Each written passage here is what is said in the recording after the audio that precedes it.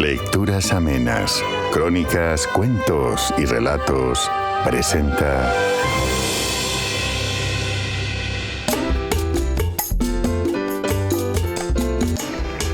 Glamour y Revolución por Wendy Guerra. Si revisamos imágenes de La Habana a inicios de los años 60, si repasamos las fotografías de nuestros padres y abuelos en las primeras décadas de la Revolución, notamos un ambiente de efervescencia y elegancia semejante al que atesoran los franceses en su compilación en blanco y negro de los años 60. Un poco más tarde, el cliché del barbudo, el delirio que despertó como un virus el canon guerrillero de esos primeros años de vida emergente y prêt-à-porter, descartó la posibilidad de tiempo o espacio para el cuidado o la contemplación del ser.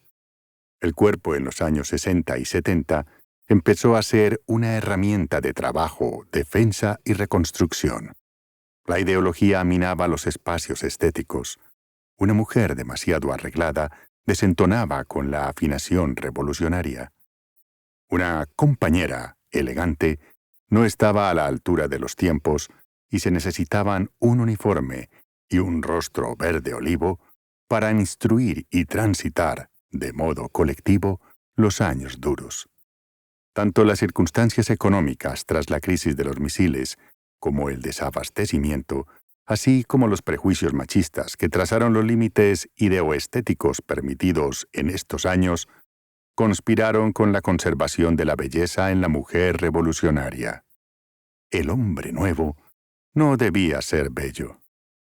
Cuenta la leyenda que la famosa modelo cubana Norca Corda, esposa del importante fotógrafo Alberto Corda, autor del canónico retrato del Che Guevara, desfilaba en la Casa Dior de París y regresaba a Cuba en los años de verdadera efervescencia política a vestir de miliciana y enfrentar cada uno de los dramas y las carestías que nos generó la crisis.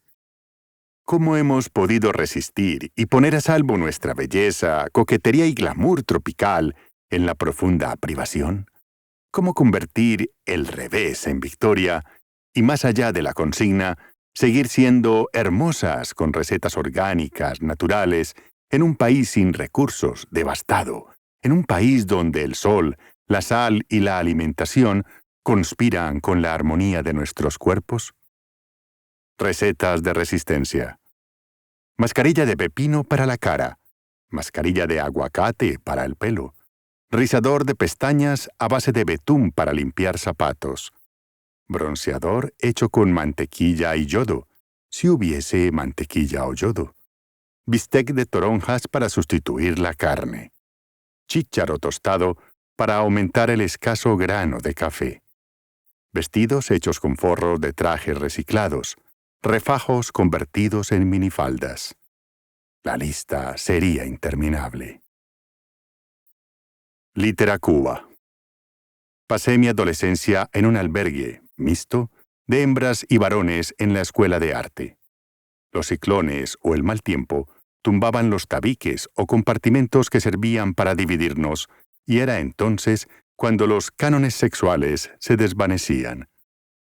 El mapa de las diferencias de género se fue borrando poco a poco y nuestra promiscuidad se volvió parte fundamental, ingrediente primordial de la memoria colectiva.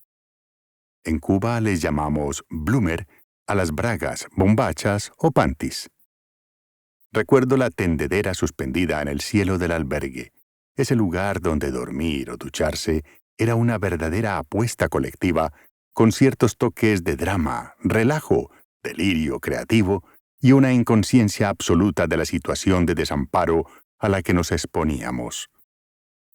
Ese sentimiento de resistencia es el que hasta hoy nos conserva unidos a sus protagonistas, ahora primeros bailarines del Royal Ballet, artistas visuales con obras en las colecciones permanentes del MoMA o el Reina Sofía, o connotados actores y dramaturgos cubanos, pues todos crecimos juntos en un estado de hacinamiento absoluto. Los bloomer expuestos sobre las literas, intervención pública sobre nuestros pocos, breves asuntos privados, delatando nuestras biografías. ¿Tenemos vida privada los cubanos? No. Lo privado aquí sigue siendo sospechoso. Cada uno de esos Bloomer cuenta una historia, narra un estatus. Se decía que en Cuba nunca hubo clases sociales, pero las bragas cuentan lo contrario. Crecimos en un país donde podías comprar un solo juego de ropa interior al año. Se hacía mediante la libreta de abastecimiento por los cupones O22, E13 o A12. Dichos cupones también servían para adquirir telas, agujas, hilo y sábanas de algodón. Así que debías elegir entre ropa interior o sábana para taparte. Si deseabas obtener un poco más de cada uno de los artículos, tenías que contraer matrimonio. El Estado ofrecía una serie de artículos de primera necesidad, bebidas o dulces, para aquellos que querían celebrar su boda en medio de estas circunstancias económicas. ¿Cuántos amigos se casaban para poder comprar una plancha, una caja de cerveza, un pastel de bodas, el famoso cake cubano, frazadas, sobrecamas y ropa interior? Era justamente el Palacio de los Matrimonios quien te otorgaba esa concesión especial. Muchos me pidieron matrimonio solo para adquirir algunos de estos artículos de primera necesidad. Yo siempre me negaba. Bloomers rotos, gastados, remendados, todos tenemos. Piezas de nylon con elásticos vencidos, calurosos, descoloridos y amorfos. Pieza perteneciente con certeza a quien nunca tuvo familia en el extranjero. Los padres de esta chica vivían únicamente de su sueldo. Eran obreros, campesinos, revolucionarios convencidos, seres austeros que muy poco tenían para dar a sus hijos. Bloomer matapasiones socialistas. Lencería de algodón, siempre enorme, muy poco sexy, repleta de ositos Misha con florecitas azules o moradas y fondo blanco, caprichosos copos de nieve y matrioska sonriente. En esta familia había sin dudas un estudiante en la antigua Unión Soviética o un diplomático en la otrora campo socialista. Tal vez una hermana casada con un alemán democrático, técnico extranjero. Bloomer de encaje nuevo y colores brillantes de afuera. O los famosos semanarios que reflejaban los días para usarlos. De esta compañera había que irse despidiendo, pues con certeza muy pronto desertaría. Tenía a su abuela, tía o hermana en Miami o Madrid, alguien que seleccionaba a distancia prendas sexys para salvar a esa adolescente de la cruda estética socialista. Ella siempre prestó sus prendas para que el resto saliera con el novio de turno. ¿Dónde vivirá hoy esta compañerita? ¿Cuántas perdieron la virginidad con ese Bloomer prestado? Existe una filosofía de la escasez escrita desde las literas de nuestros albergues. Narrativa que desecha el pudor y asume el gregarismo como herramienta de resistencia. Varias de nuestras novelas parten de este canon, es evidente. Hija de una humilde intelectual de izquierda, transité mi adolescencia sin ropa interior. La cultura del albergue, el puesto de arriba en la litera del internado, es un lugar de privilegio para el escritor, el paisaje después de la batalla, una verdadera clase de litera Cuba, autoficción descarnada y al desnudo. La liberación de la mujer en Cuba. Mi madre decía que la liberación de la mujer no era una consigna, sino tener una lavadora eléctrica y una lata de conservas para sacar urgente un plato de comida tras sus largas jornadas en la emisora de radio donde trabajaba. La liberación de la mujer, en su caso, consistía en encontrar cosas prácticas que le facilitaran la vida, y así continuar ocupándose de las tareas sociales y de mí. Pasaba 12 horas esperando en el carro de transmisiones para transmitir al pueblo la llegada de varios presidentes del antiguo campo socialista. Erich Honecker, Nicolae Ceausescu, Leonid Ilich Brezhnev. Las presiones ideológicas, las medidas de seguridad, las multitudes la ponían muy nerviosa. Al llegar a casa, ¿qué le esperaba? Una niña pequeña, nada o muy poco para cocinar, un montón de ropa sucia y loza por fregar sin apenas detergente. Si bien es cierto que Aide Santa María y Celia Sánchez fueron figuras indiscutiblemente populares y queridas por los cubanos, siempre conservaron una discreción política que les permitió trabajar en segundo plano sus proyectos sin afectar al protagonismo de la jefatura de los hombres. Hoy, sin embargo, las cosas han cambiado. Es común ver enfrentamientos entre mujeres y policías. Ellas quieren marchar y ellos impiden la marcha. Las damas de blanco, por ejemplo, reclaman el derecho a marchar pacíficamente por la liberación de sus hermanos o esposos detenidos por motivos políticos y son a menudo reprimidas. También leemos textos de blogueras que, desde Cuba, describen con independencia su realidad. Además, las mujeres cubanas abren poco a poco sus negocios privados, desertan del llamado sector estatal, buscan su autonomía y la defienden de los obstáculos del poder. Mi madre murió demasiado joven, pero me gustaría preguntarle, ¿será todo esto parte de una nueva liberación de la mujer? ¿Tendremos algún día una presidente cubana?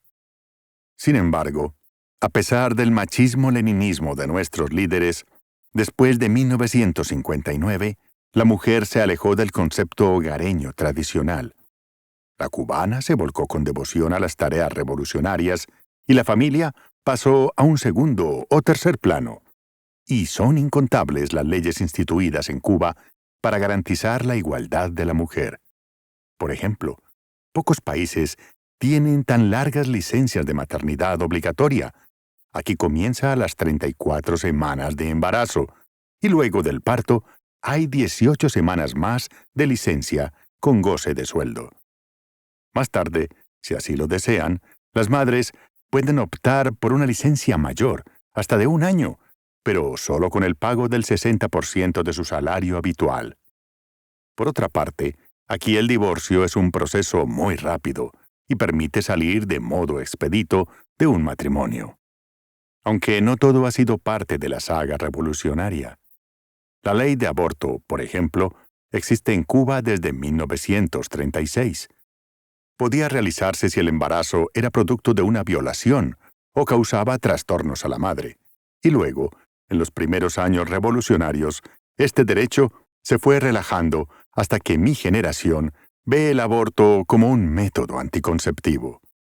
En verdad, los métodos anticonceptivos se hicieron cada vez más escasos, por un lado, y la promiscuidad como parte de nuestra conducta sexual, el hacinamiento, las movilizaciones y las privaciones económicas hicieron que aumentaran considerablemente los embarazos no deseados en la isla. Monseñor Antonio Rodríguez, rector del Seminario de San Carlos y San Ambrosio, explica que la tolerancia al aborto no debe verse como un fenómeno post-revolución comunista de 1959. El catolicismo en Cuba nunca fue muy profundo, siempre fue de minorías. En Cuba hubo una conciencia de que se podía abortar desde antes de la revolución.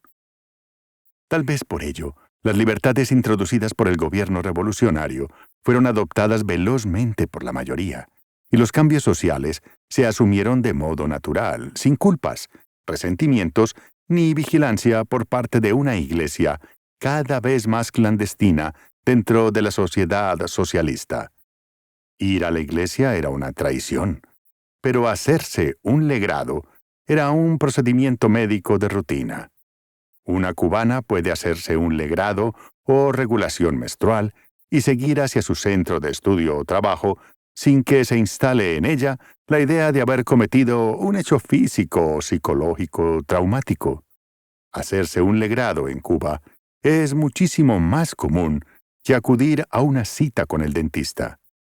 Cada policlínico de la zona donde vives posee una moderna instalación para las regulaciones menstruales. Por esto puedo afirmar que Cuba es el país del mundo donde más interrupciones de embarazo se producen legalmente. Cuando vamos a una consulta médica y se detecta que estamos embarazadas, el doctor siempre hace la misma pregunta. ¿Te lo vas a dejar o te lo vas a sacar? Casi siempre se trata del segundo caso, y no en todas las oportunidades informamos o damos participación a los hombres de este proceso. Nosotras somos quienes decidimos. Sin embargo, más allá de la ley y de cualquier posible empoderamiento, hay en la isla muchas mujeres que deben enfrentar la vida a solas. 1 de cada 5 cubanas es abandonada a causa del exilio político o económico. 1 de cada 3 matrimonios o uniones libres termina antes de los 5 años. Y somos las cubanas, domésticamente, quienes negociamos entre la realidad y la fantasía para poder sobrevivir. Todos sabemos que con 40 pesos cubanos al mes, menos de $2 estadounidenses, no vive un niño en Cuba. Pero eso es lo que aportan legalmente al mes los padres divorciados a las madres que conservan la custodia de los hijos.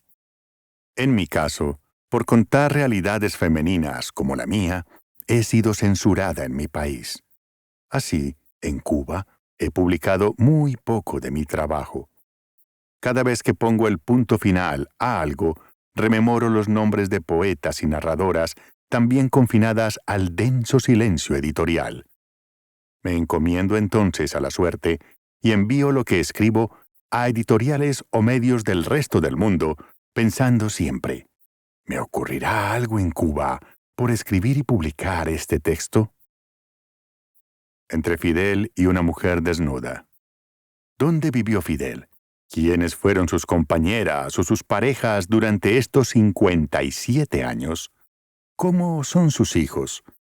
Los héroes, los mártires, ¿tienen familia, se casan, se divorcian, se comportan como humanos? La única alusión física que he leído sobre estas dos figuras de relevancia dentro de la Revolución cubana, la única mención a las tallas de su cuerpo, su gestualidad y hasta el modo en que llevan su ropa, tanto Fidel como Celia Sánchez, secretaria del Consejo de Estado y heroína de la Revolución, la pude localizar durante mi investigación para la novela Nunca fui primera dama, en un número de la revista Bohemia, e irónicamente está firmada por el actor estadounidense Errol Flynn a propósito de su visita a la zona más secreta de Fidel en la Sierra Maestra, su escondite junto a Celia Sánchez, aquel nido que ella acondicionara para ambos.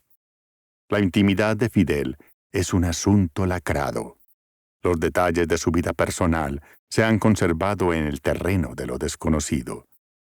Mucho más sus nexos con Celia Sánchez, los rituales y las costumbres de ambos, así como el modo de ella de conducirse ante la presencia del comandante, no habían salido a la luz. He aquí la descripción de este momento de mano de Errol Flynn. Castro y yo. Fidel tenía los oídos pegados a la pequeña bocina de un receptor de radio. Sobre una mesa, a menos de medio metro de él, un revólver belga, un arma de pavoroso aspecto. Durante un momento no nos prestó atención, al cabo del cual paseó la vista por la habitación. Era de mediano tamaño, ligeramente amueblada, con aspecto de cosa preparada deprisa, pero dando la impresión de ajetreo constante, de gente entrando y saliendo cada minuto. Celia Sánchez tenía una orquídea rosada prendida al hombro derecho. Le di la mano y bajé la vista a la altura de su cintura, colgando allí de su delgada silueta un revólver calibre 32. Mi ligero desconcierto no impidió que mi ojo clínico hollywoodense entrara en acción. Me di cuenta al instante de que no estaba conformada como la generalidad de las cubanas, y que era más bien más delgada. Vi su cuerpo bellamente formado, y calculo que sus medidas son 36, 24, 35. Estas no son dimensiones de la cubana por regla general. Los cubanos en su mayoría prefieren dimensiones como estas, 38, 28 o 40. cabellos muy negros, tez morena y ojos luminosos que no perdían detalle, que nada perdían, y constantemente en viaje de retorno hacia el lugar donde se hallaba el comandante.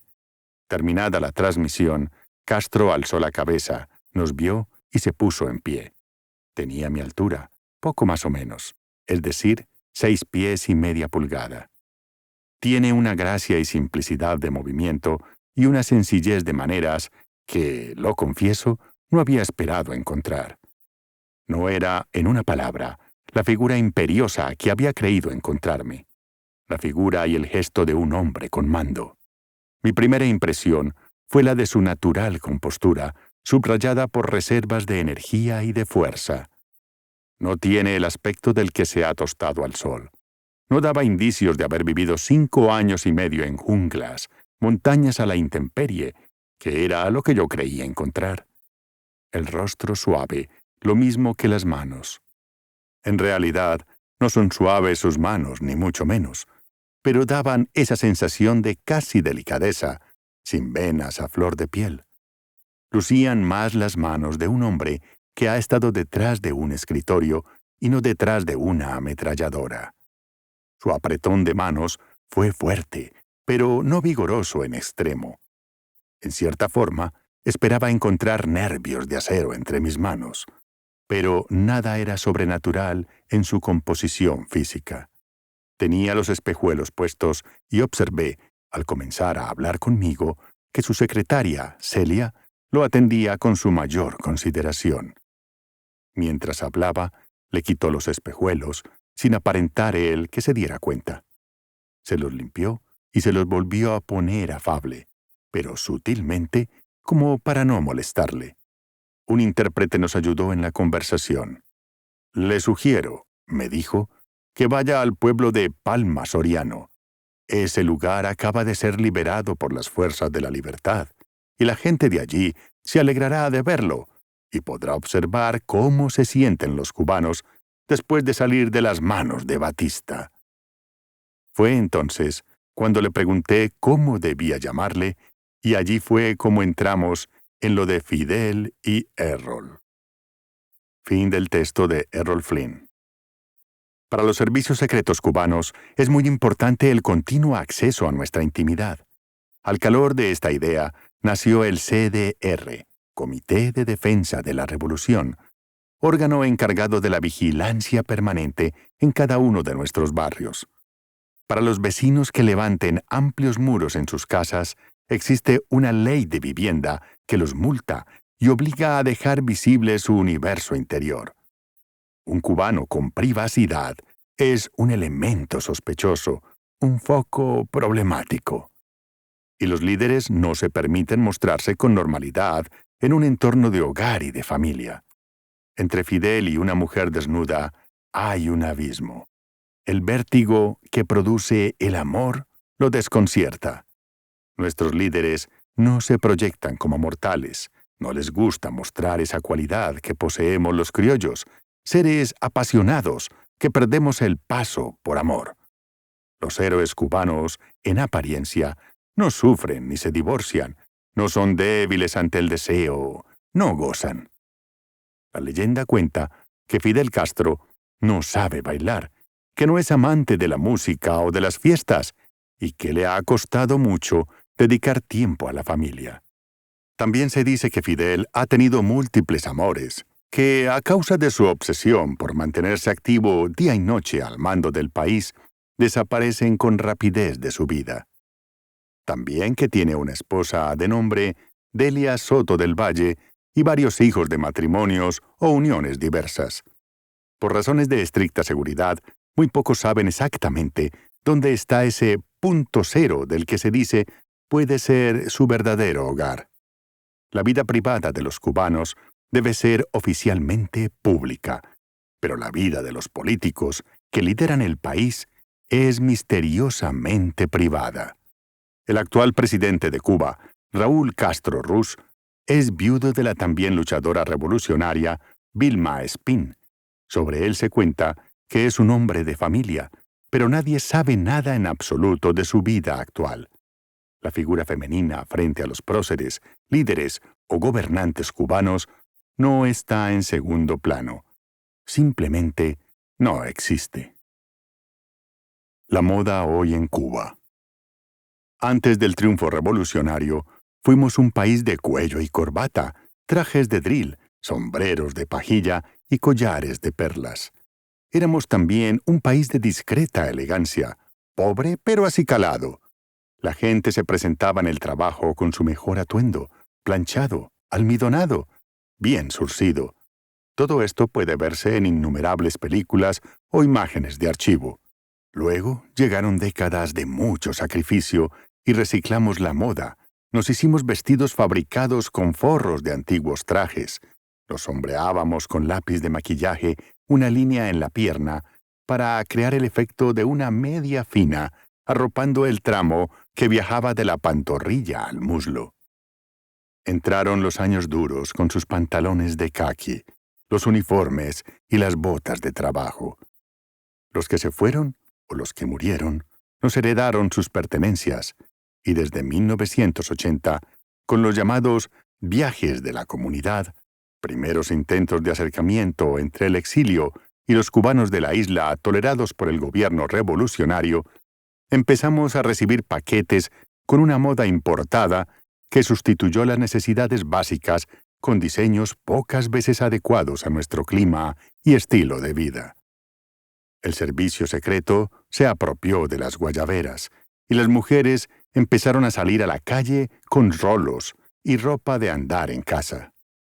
Siempre hubo un grupo de personas que luchó porque la moda tuviera cierta coherencia, pero contra estos diseñadores se alistó un ejército de mal gusto armado hasta los dientes con escudos creados por la realidad económica de nuestro país. Vestir bien, para los pocos que podían, era un problema ideológico, una conducta pequeño burguesa. Solo era posible ver a los cubanos uniformados, o en cualquier caso, con pantalones caqui grisáceo, anodinas camisas marcas Yumurí y toscos, pesados pantalones de marca Hiki. A fines de los años 70, desde su cargo de secretaria de los Consejos de Estado y de Ministros, Celia Sánchez Manduley creó el Taller Experimental de la Moda, empresa destinada a la fabricación de una moda cubana basada de telas y diseños frescos y modernos, con precios asequibles. Entrados los 80, Caridad Abrahantes, Cachita, inauguró Contex. Allí el diseñador cubano Lorenzo Urbistondo, responsable del Departamento de Diseños Masculinos, renovó con mucho ingenio y creatividad la sagrada guayabera cubana. Planteó la posibilidad de fundar una moda basada en nuestras raíces, aligeró los camiseros femeninos y desapareció los horribles trajes safari que tanto les gustaba llevar a los dirigentes cubanos cuando no estaban uniformados. En 1987, Cachita inauguró la casa de moda La Maison, con sede en una exuberante casona de la elegante barriada de Miramar. El objetivo era ofrecer al turismo y a ciertos cubanos de estratos o formación diferentes una pasarela compuesta de hermosos modelos criollos con lo mejor de la moda confeccionada en una isla rodeada de la profunda crisis y el aislamiento al que nos sometían tanto el embargo económico impuesto por Estados Unidos como el autobloqueo impuesto por la directiva revolucionaria. En este universo de plaza sitiada, que duró más de 3 décadas, poco supimos de lo que el mundo conocía como tendencia, moda o estilo. Solo algunos intercambios con el llamado campo socialista nos permitieron vestirnos y calzarnos con ropas que, francamente, no parecían muy tropicales, y mucho menos ajustadas a las curvas y los tamaños de los cubanos y las cubanas. Por entonces aparecieron los catarritos, unos horribles zapatos rusos que terminaban rompiéndose tras los frecuentes aguaceros tropicales. En esos años abrió sus puertas la casa de préstamo o ventas, el Louvre, con abrigos o ropas elegantes para viajar a países de la Europa del Este o América Latina. pero allí compraban solo los pocos privilegiados que salían al exterior de manera excepcional. Las quinceañeras tuvieron, desde mediados de los años 80, un sitio para adquirir zapatos el día en que cumplieran sus 15. La tienda se llamaba Primor y ofrecía tacones que habían sido muy visibles en los años 50 en La Habana. Durante un tiempo breve, se permitió que se montara el mercado artesanal de la Plaza de la Catedral. Allí comprábamos guaraches, sandalias y zapatos más adecuados para nuestro clima tropical. Pero una operación policial desmesurada, producto del resquemor del Estado al enriquecimiento de quienes confeccionaban estos artículos, acabó con él. Telarte fue una de las mejores iniciativas aparecidas en Cuba. Se creó en 1974 y pudimos disfrutar sus productos textiles desde 1983 hasta 1991. Se trataba de un maridaje entre la industria textil y los artistas visuales, auspiciado por el Ministerio de Cultura, con la colaboración del Fondo de Bienes Culturales y Context. A este experimento sin precedentes le debemos los cubanos la confección de telas diseñadas por importantes artistas locales e internacionales. Personalidades como Mariano Rodríguez, Robert Rosenberg, Raúl Martínez, Luis Camníser o Manuel Mendive. Durante ese tiempo, ellos vistieron nuestros cuerpos ansiosos por alejarse de la masa uniformada. Pero el período especial comenzó a principios de los años 90, tras la caída del muro de Berlín. Y durante esta terrible fase, que nadie aquí aún ha declarado oficialmente extinta, vivimos una precariedad que daba miedo. Escaseaba todo: el jabón, el aceite, la pasta de dientes. Dejamos de recibir ropa interior de la Europa del Este. La industria cubana no fabricó una sola pieza que nos pudiera abrigar, vestir. Nos quedamos desnudos frente al espejo. Los zapatos se fueron agotando. Andar limpio y calzado se convirtió en una odisea. Algunas familias decidieron cambiar las joyas heredadas de sus antepasados en las llamadas Casas del Oro y la Plata, pertenecientes al departamento CIMEX del Ministerio del Interior, MININT. Las joyas se cambiaban por alimentos, electrodomésticos, zapatos y ropa casual, llegada sobre todo desde Panamá. El Estado cubano necesitaba una inyección de oro, plata y piedras preciosas, y para la recogida de estos valores abrió casas de cambio y tiendas especializadas en el trueque desigual. Dentro de estas piezas se encontraban los pantalones prelavados, las blusas y camisas llamadas bacterias, una alegoría a su estampado, jeans, trajes de baño y ropa interior barata. A cambio de la memoria de la familia, el pueblo cubano se empezó a vestir de modo diferente. El buen gusto no caracterizaba a estos diseños, pero las amplias gamas de colores penetraron el escenario. ¿Cómo y con qué se viste hoy el cubano? Con muy poca preferencia sobre la moda internacional, sin una clara idea de lo que es correcto usar en sitios como hospitales, oficinas, iglesias o teatros. Es muy común ver en La Habana a personas usando pantalones cortos, chancletas y tops en sitios que, en otras partes, merecen cierta sobriedad o recato. Se ha perdido el límite entre la ropa de estar en casa y la de salir a la calle. En esas tiendas improvisadas, poco a poco desaparece nuestra identidad. La ropa reciclada y el mimetismo invadieron nuestros cuerpos. ¿Qué se lleva hoy en Cuba? De Miami o Panamá llega de contrabando todo lo peor. De Ecuador o de los mercados chinos de las afueras de Madrid, colándose clandestinos por la aduana de Cuba, recibimos jeans bordados con pedrería, licras fosforescentes, unos raros pañuelos que se amarran al cuello luciendo estampados diversos, zapatos de madera que suenan, horribles bolsos que agreden la vista y las falsas imitaciones de carteras clásicas. En La Habana, como en muchos otros lugares, No resulta nada caro llevar una cartera de Vuitton, llevar un bolso de ese nombre. Veo a las personas caminar en la ciudad que amo, pero no las reconozco ni reconozco esta confusión de cuerpos y colores. Fuimos distintos. Teníamos un modo de expresar la historia de nuestras vidas con el vestuario. ¿Qué pasó con los años de instrucción, con la educación estética y los museos aún abiertos, con el mejor arte cubano que nos enorgullece y eleva? ¿Qué ha pasado con nuestro cuerpo luciendo un estandarte equivocado?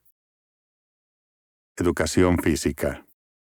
Nacimos en un estado laico, no confesional, donde la Iglesia no ha sido parte de la ilustración de estas 4 últimas generaciones de cubanos. Crecimos en un país donde las becas, internados para alumnos necesitados o de otras zonas del país que reciben ayudas otorgadas por el gobierno, las escuelas al campo, sitios donde se realizan periodos de trabajo agrícola obligatorio que se combina con el estudio de las asignaturas normales y el hacinamiento, forman parte de la vida. Desde el 5º grado de primaria hasta los años de secundaria básica, comienzan a introducirnos en el estudio de pequeños textos sobre educación sexual. La asignatura Ciencias Naturales posee un programa que abarca tanto las formas de relacionamiento en pareja como los órganos de reproducción sexual, las diferencias de identidad en ambos sexos e incluso el peligro de la promiscuidad y sus consecuencias en nuestra salud. Lo contrastante es que cuando estudiamos estas materias, ya sabemos de qué se trata. No conozco una pionera de 5º grado que no pueda recitar de memoria muchos de estos tópicos que nos dicta la maestra desde el pizarrón. Conocemos a los primeros noviecitos en el círculo infantil. En la primaria, damos nuestro primer beso, y en la secundaria básica y el preuniversitario o bachillerato, donde casi tenemos la edad de nuestros maestros, es probable que intercambiemos con ellos conocimientos teóricos y prácticos, fuera y dentro de la institución escolar. Aquí, al decir del poeta Sigfredo Ariel, la inocencia solo se pierde una vez, y la vida es muy larga. La vida sexual en Cuba es un libro abierto que cada cual interpreta a su manera. Nuestros padres dieron por sentado una intimidad poblada, compartida, crearon lazos generalmente breves, matrimonios fugaces que fenecían en el mismo punto de declive del enamoramiento o el deseo. No tenían nada material que proteger. Las normas sociales anteriores fueron lanzadas a la hoguera socialista. Nos cambiaron los esquemas y la familia dejó de ser ese núcleo fundamental por el cual sacrificarse. Perdió valor el estoicismo de aguantar un matrimonio decadente por los hijos, los padres o el qué dirán. Así crecimos, con las llaves de la casa colgadas al cuello para que pudiéramos entrar porque nuestros padres llegarían tarde. Nuestro mundo paralelo no era del todo conocido por los adultos, y los adultos tenían una vida muy parecida a la nuestra, bordada de emociones adolescentes y con encuentros sexuales semejantes a los nuestros. Hubo una fusión generacional que bajó los tonos jerárquicos hasta fundirlos. En el ensayo Tener 20 años toda la vida, de Antonio José Ponte, puede encontrarse este esquema de eterna pubertad y poco compromiso que padecemos los cubanos.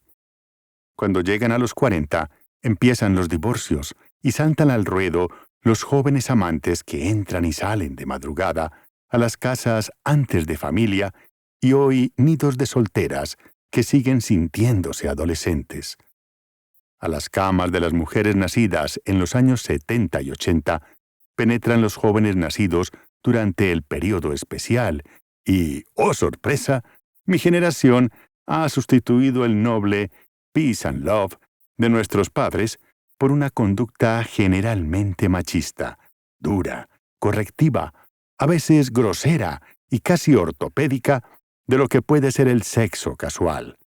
Los golpes dentro de lo que puede ser el lúdico lenguaje erótico van sustituyendo a la ternura y pasamos gestualmente de la caricia al gaznatón en una noche. 1. Mami, vírate de espaldas. 2. Chica, súbete y muévete, dale, no seas vaga. 3. De espaldas o me voy y te dejo en eso. 4. Salta, que voy en pira.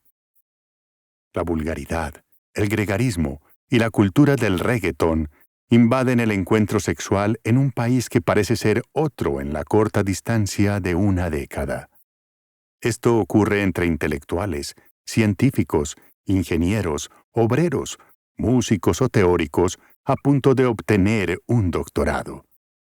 La violencia física va ganándole a la caricia y la vulgaridad al simple acto de galantería, coqueteo o enamoramiento. Emerge la guerra a cuartel entre los cuerpos, los castigos eróticos con atributos militares y el dolor físico como vehículo de placer. Lo que pudo ser un hábito de un sector marginal es ya una norma imperativa que nos marca y que amordaza el espíritu sexual de un país donde el cuerpo es y ha sido siempre una bandera blanca. El machismo en Cuba. El machismo en Cuba no se proyecta de modo semejante al del resto de América Latina. El hombre cubano ha tenido que asumir la crianza de sus hijos al encontrarse muchas veces solo y al frente de las tareas domésticas debido a las múltiples funciones que la revolución ha destinado a las mujeres. Es bien frecuente ver a un padre cubano haciendo trenzas a sus hijas pequeñas al amanecer, pegando botones, planchando, lavando y llevando al colegio a sus hijos perfectamente acicalados. Estas familias, por diversas circunstancias políticas y sociales, han sido divididas, y es muchas veces el padre quien hace la labor de ambos dentro de un hogar muy poco tradicional para las normas del tercer mundo latinoamericano. Los modelos de vida en Cuba y el desempeño de los roles domésticos de género están muy lejos de lo que se conoce como normal en los parámetros occidentales. Los cubanos no podemos acceder con libertad a las cifras de fallecimiento o separación por maltrato doméstico. Lo que se puede observar en la vida diaria, custodiada y vigilada por una larga lista de organizaciones de masas, desde los comités de defensa de la revolución de los barrios hasta los centros de estudio y trabajo, es una perenne lucha por la igualdad entre los ciudadanos. Las mujeres y los hombres cubanos de mi generación aprendimos desde la adolescencia a disparar con armas de fuego, por lo general rusas, en las clases obligatorias de preparación militar, y sería extraño que una mujer entrenada para la defensa de la patria, para vencer o morir, desde su etapa formativa, se dejara golpear por un hombre sin responder de manera enfática.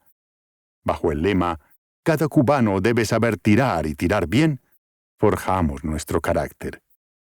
La infidelidad en Cuba parte del carácter casual de las relaciones humanas dentro de una vida de resistencia. Las guerrillas, las movilizaciones, las convivencias en internados lejos de nuestras casas nos han hecho inconstantes y fugaces en nuestros compromisos sentimentales. Por eso, tanto mujeres como hombres deciden terminar bruscamente sus matrimonios por haber encontrado en otra parte el amor, el deseo, la admiración. En muchos casos, las mujeres mantienen largas relaciones paralelas que pueden permanecer así por tiempo indefinido. Aquí, una mujer puede ser tan infiel como un hombre. Puede abandonar su hogar y recomenzar su vida tal como lo hace un hombre, tenga o no tenga hijos. Pero, una vez más, el empoderamiento femenino ha ocurrido en varios ámbitos, excepto en el plano político e ideológico. El liderazgo político femenino hoy es impensable. Sería impensable tener una mujer presidente. El machismo-leninismo de nuestros líderes históricos lo impide. Pero sí hay mujeres en muchos sectores donde antes de la revolución no tenían lugar. Hay damas zapadoras, artilleras, torneras y paracaidistas. Claro que los cubanos quisiéramos encontrar ministras, directoras de periódicos alternativos y jefas del ejército. Pero la igualdad en ese sentido no ha sido posible. Estos cargos los desempeñan siempre hombres entrenados en una tradición de género anterior a los cánones aprendidos en 1960. Si tratas de recordar la jefatura política cubana, ubicada en la Plaza de la Revolución, observarás, en su mayoría, hombres vestidos de verde olivo, emplazados debajo del monumento a José Martí, pasando revista a un desfile militar, generalmente compuesto por soldados viriles. ¿Por qué en el mundo socialista nunca hubo presidentas mujeres? ¿Por qué no hay un movimiento feminista en Cuba? ¿Es acaso el feminismo contrario a los preceptos revolucionarios, marxistas, socialistas? Para una autora cubana, es complejo traducir las claves de una sociedad tan particular como la nuestra.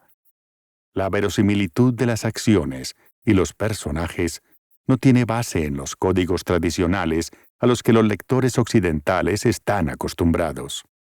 Lo que aquí se vive no solo tiene bases ancladas en el realismo mágico o en lo real maravilloso. Nuestra existencia ha estado acosada por el aislamiento y la autofagia.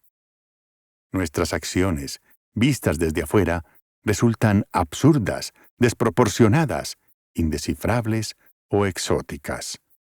El cuerpo como único espacio de libertad, la sexualidad, la relación conflictiva con nuestras costumbres, la brujería, la vigilancia, la escasez, la delación, el desapego, nuestra relación complicada con el poder, la política decidiendo tu vida entera, la censura, la música y el ron como droga cotidiana para aguantar la imposibilidad de tomar la rienda de tu existencia, la conciencia de ser una criatura propiedad del Estado y las relaciones interpersonales fundidas en estos años de resistencia, son cosas complejas de narrar. Mantener el sentido común en un contexto tan absurdo y único es el ejercicio más difícil que atravesamos los cubanos diariamente. En medio de esta guerra, una mujer cubana desnuda, con sombrero, sudando en el tropidrama de su isla, escribe sobre la arena.